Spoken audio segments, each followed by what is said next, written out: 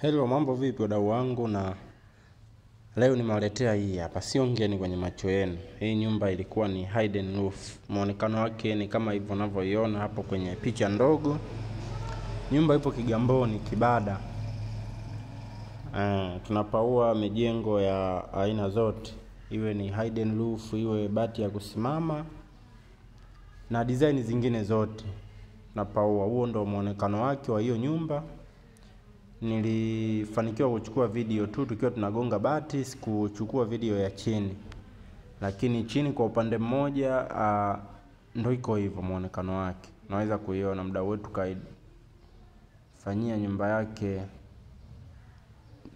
issue ya plaster kabisa, ilikuwa imebakia tu kupauliwa. Ilivyopauliwa katia grill na mwisho wa siku kaifanyia finishing ya sasa hivi iko bomba kabisa, na nitaleta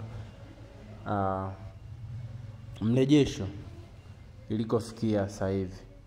Kwa hiyo mdau wetu ambaye una hidden roof usiogope kutucheki. Sisi tunafanya kazi kwa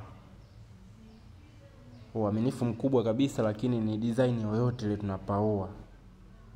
Karibuni sana wadau wetu. Kazi imenyooka kama hivyo unavyoiona. Kazi haina kipengele. Kazi imenyooka kabisa. Asanteni sana. Na hapo kwa mdau wetu tulitumia bati kampuni ya Sunbank geji 28. Hiyo unaweza kuona fundi anatembea huko kwenye bati, na bati iko vizuri kabisa, haina mbonyeo wala nini. Geji 28 tumetumia, na bati zilikuwa ni ndefu.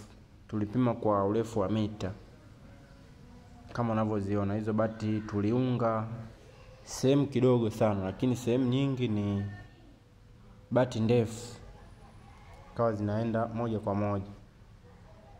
Kwa hiyo na nyumba hizi tunashauri mara nyingi mtu ukijenga nyumba kama hii kwenye bati inabidi